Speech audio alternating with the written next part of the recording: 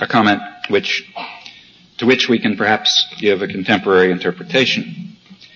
Rather similar thoughts were expressed by Kant 40 years later. He cannot, he says, accept the proposition that certain people are not ripe for freedom. For example, the serfs of some landlord. If one accepts this assumption, he writes, freedom will never be achieved, for one cannot arrive at the maturity for freedom without having already acquired it. One must be free to learn how to make use of one's powers freely and usefully. The first attempts will surely be brutal and will lead to a state of affairs more painful and dangerous than the former condition, under the dominance but also the protection of an external authority. However, one can achieve reason only through one's own experiences, and one must be free to be able to undertake them. To accept the principle that freedom is worthless for those under one's control, and that one has the right to refuse it to them forever, is an infringement on the right of God himself, who has created man to be free. This particular remark is interesting because of its context as well. Kant, on this occasion, was defending the French Revolution during the Terror against those who claimed that it showed the masses to be unready for the privilege of freedom. And his remarks, too, I think, have obvious contemporary relevance. No rational person will approve of violence and terror, and in particular the terror of the post-revolutionary state, which has fallen into the hands of a grim autocracy, has more than once reached indescribable levels of savagery. At the same time, no person of understanding or humanity will too quickly condemn the violence that often occurs when long subdued masses rise against their oppressors or take their first steps towards liberty and social reconstruction. Humboldt, just a few years before Kant, had expressed a view very similar to that. He also said that freedom and variety are the preconditions for human self-realization. Nothing promotes this ripeness for freedom so much as freedom itself. This truth perhaps may not be acknowledged by those who have so often used this unripeness as an excuse for continuing repression, but it seems to me to follow unquestionably from the very nature of man. The incapacity for freedom can only arise from a want of moral and intellectual power. To heighten this power is the only way to supply the want, but to do so presupposes the freedom which awakens spontaneous activity. And those who do not comprehend this, he says, may justly be suspected of misunderstanding human nature and wishing to make men into machines.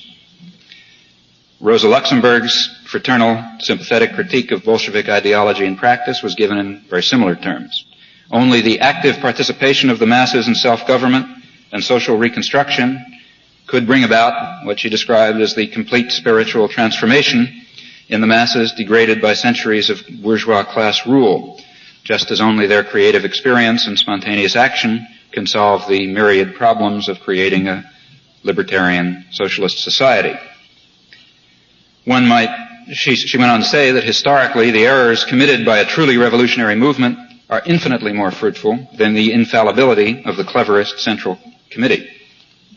And I think that these remarks can be translated immediately for the somewhat parallel ideology of the soulful corporation, which is now fairly popular among American academics.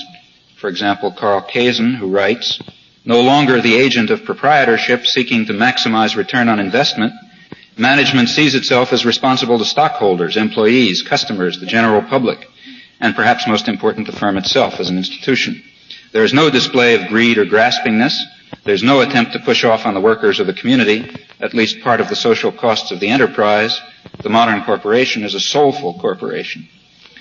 Similarly, the vanguard party is a soulful party. And in both cases, those who urge that men submit to the rule of these benevolent autocracies may, I think, justly be accused of wishing to make men into machines. Now, the correctness of the view which is expressed by Rousseau and Kant and Humboldt and Luxemburg and innumerable others, I don't think that the correctness of this is the moment susceptible to scientific proof. One can only evaluate it in terms of experience and intuition. But one can also point out the social consequences of adopting the view that men are born to be free or that they are born to be ruled by benevolent autocrats. What of the second question, the question of efficiency? Is democratic control of the industrial system down to its smallest functional units incompatible with efficiency? This is very frequently argued on several grounds. Some say, for example, that centralized management is a technological imperative. But I think the argument is exceedingly weak when one looks into it. The very same technology that brings relevant information to the board of managers can bring it at the time that it is needed to everyone in the workforce. The technology that's now capable of eliminating this stupefying labor that turns men into specialized tools of production, this technology permits in principle the leisure and the educational opportunities that make them able to use this information in a rational way. And furthermore, even an economic elite which is dripping with soulfulness, to use Ralph Miliband's phrase, is constrained by the system in which it functions to organize production for certain ends, power, growth, profit, but not in the nature of the case human needs that to an ever more critical degree can be expressed only in collective terms. It's surely conceivable, and perhaps it's even likely, that decisions made by the collective itself will reflect these needs and interests, as well as those made by various soulful elites.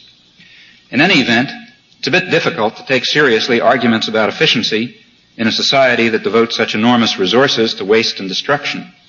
As everyone knows, the very concept of efficiency is dripping with ideology. Maximization of commodities is hardly the only measure of a decent existence. The point is familiar, and no elaboration is necessary. Well, let me turn finally to the two final points of reference, the Bolshevik or state socialist and the state capitalist. As I've tried to suggest, they have points in common, and in interesting respects they diverge from the classical liberal ideal or its later elaboration in libertarian socialism. Since I'm concerned with our society, let me make a few rather elementary observations about the role of the state, its likely evolution, and the ideological assumptions that accompany and sometimes disguise these phenomena. It's obvious, to begin with, that we can distinguish two systems of power, the political system and the economic system. The former consists in principle of elected representatives of the people who set public policy. The latter, in principle, is a system of private power, a system of private empires that are free from public control, except in the remote and indirect ways in which even a feudal nobility or a totalitarian dictatorship must be responsive to the public will. There are several immediate consequences of this organization of society. The first is that in a subtle way, an authoritarian cast of mind is induced in a very large mass of the population, which is subject to arbitrary decree from above. And I think this has a great effect on the general character of the culture. The belief that one must obey arbitrary dictates and accede to authority. And I think, in fact, a remarkable and exciting fact about the youth movement in recent years is that it's challenging and beginning to break down some of these authoritarian patterns. Second fact that is important is that the range of decisions that are in principle subject to public democratic control is quite narrow.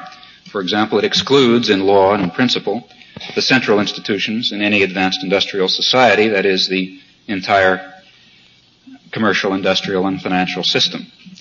And the third fact is that even within the narrow range of issues that are submitted in principle to democratic decision-making, the centers of private power, of course, exert an inordinately heavy influence in perfectly obvious ways, through control of the media, through control of political organizations, or in fact by the simple and direct means of supplying the top personnel for the parliamentary system itself, as they obviously do.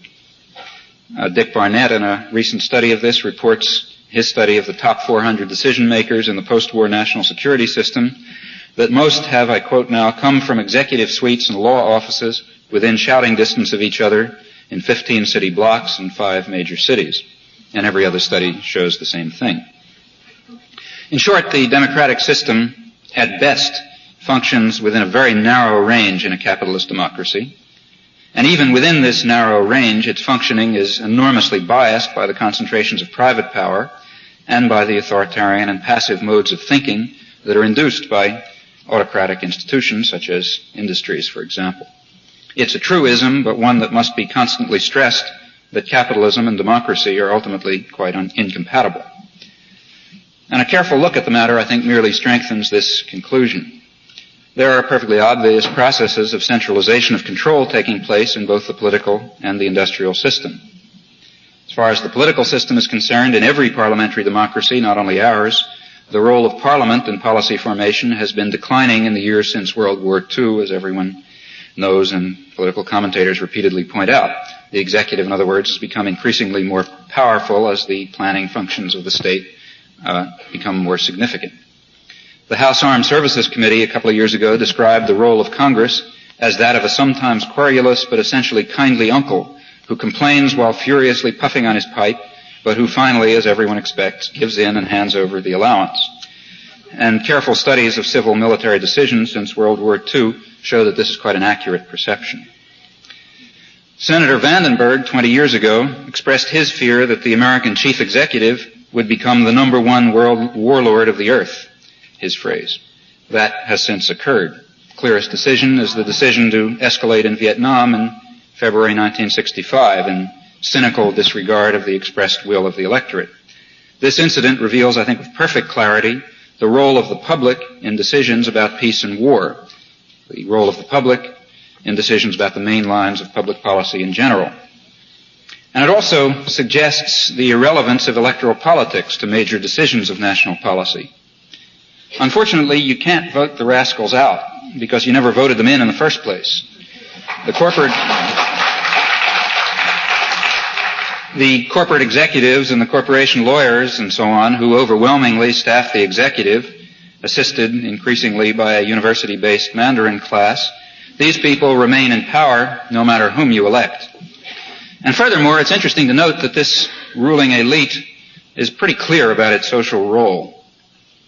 As an example, take Robert McNamara, who is a person widely praised in liberal circles for his humanity, his technical brilliance, and his campaign to control the military. His views of social organization, I think, are quite illuminating. He says vital decision-making in policy matters as well as business must remain at the top. That is partly, though not completely, what the top is for. And he goes on to suggest that this is apparently a divine imperative. I quote, "God is clearly democratic. He distributes brain power universally. But he quite justifiably expects us to do something efficient and constructive with that priceless gift. That's what management is all about. Management is in the end the most creative of all the arts, for its medium is human talent itself. The real threat to democracy comes from undermanagement. The undermanagement of a society is not the respect of liberty. It is simply to let some force other than reason shape reality. If it is not reason that rules man, then man falls short of his potential." End of quote. So reason, then, is to be identified as the centralization of decision-making at the top in the hands of management. Popular involvement in decision-making is a threat to liberty, a violation of reason. Reason is embodied in autocratic, tightly managed institutions. Strengthening these institutions, within which man can function most efficiently, is, in his words, the great human adventure of our time. Now, all of this has a faintly familiar ring to it, and I think it is the authentic role of the authentic voice of the technical intelligentsia, the liberal intelligentsia, the technocratic corporate elite in a modern society. There is a parallel process of centralization in economic life. There's a recent FTC report which notes that the 200 largest manufacturing corporations now control about 2/3 of all manufacturing assets. At the beginning of World War II, the same amount of power was spread over 1,000 corporations.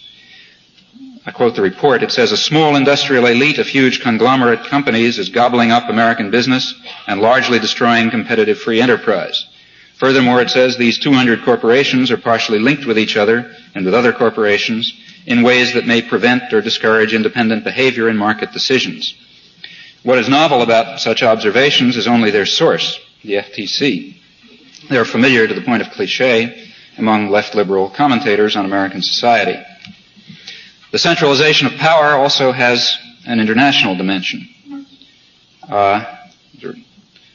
It's been pointed out that on the basis, I'm quoting from Foreign Affairs, that on the basis of the gross value of their output, U.S. enterprises abroad in the aggregate comprise the third largest country in the world, with a gross product greater than that of any country except the United States and the Soviet Union.